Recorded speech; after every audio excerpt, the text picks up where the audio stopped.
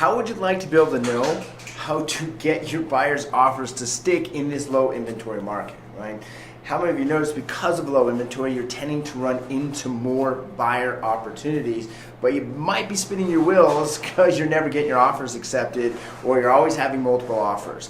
Welcome to another edition of the Fearless Agent Live right here inside of the Fearless Agent Facebook group. Drop an L in the comments below if you're watching live or an R if you're watching the replay. Today I'm going to share with you a couple of things that you can do to make sure that you're not wasting time with buyers and getting paid more money if you are working with them in the low inventory market. Hey Jason, thanks for hopping on live.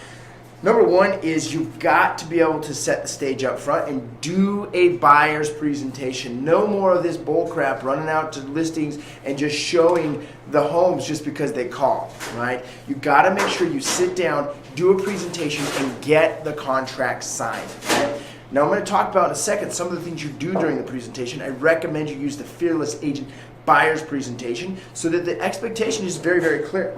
Number two, the second thing is as you go through the presentation, you got to be able to prepare them, right? Prepare them for, you got to bring your best offer up front. Most of our buyers in our organization, we're writing them $5,000 to $10,000 over asking price with zero to little no closing costs, okay? So zero to little no closing costs, okay?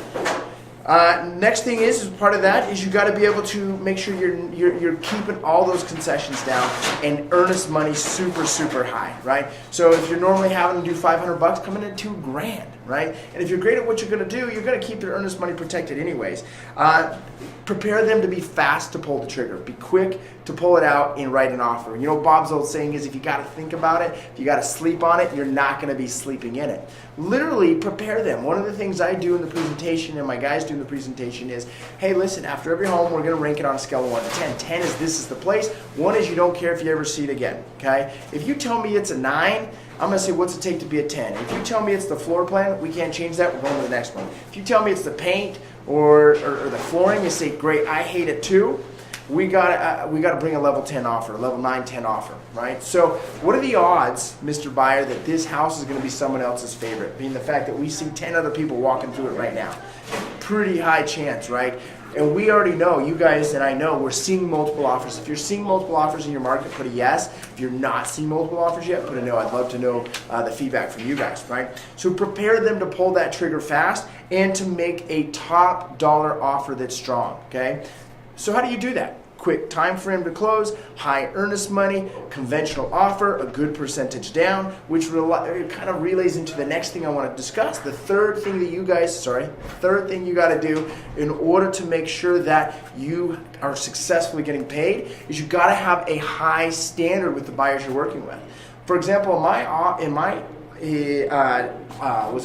market, if I have a buyer that wants to be around $100,000 and they want to be in Davis County, that is a waste of my time because that's not a realistic number to get. They might be approved for that, but I can't get them anything, right? So I want to make sure, okay, number one is what's their dollar price point, right? Unless they're in downtown Ogden, and they're under $200,000, we won't work with them because there's no way we can really help them, okay? So they got to be $200,000 or above for us to even work with them.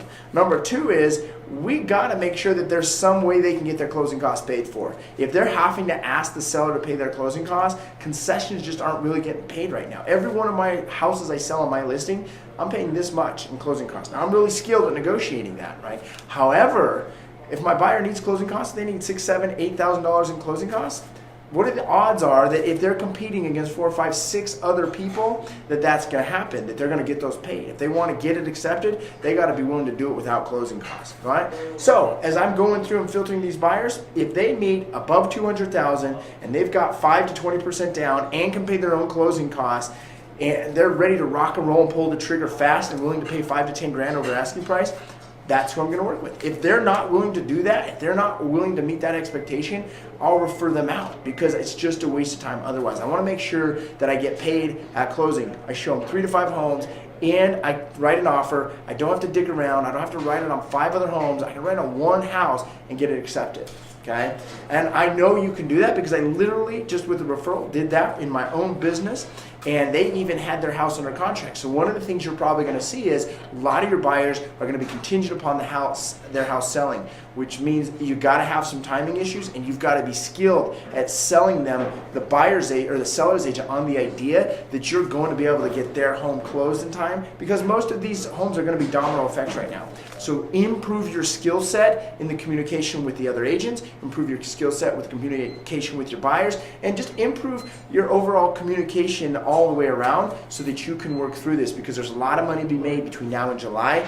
It's just, are you going to get in front of the money and filter it through you, or are you going to watch the money go around you and let everyone else make the money? Thanks for being here. Appreciate you guys being a part of the Fearless Agent system and coaching program. If you're not using the Fearless Agent Buyers presentation, go sign up for Fearless Agent. Start using it immediately, because you've got to really set the stage ahead of time to make sure you take advantage of making money in this market. Buyers or sellers, does not matter. You got to make money right now. All right, thanks for being here, guys. Put down in the comments if you were live, and R if you were the replay. Subscribe, like, comment, share. We'll see you on the next video. Number 2 is created amazing friendships. I cannot believe the friendships or the people I've met because of the Fearless Agent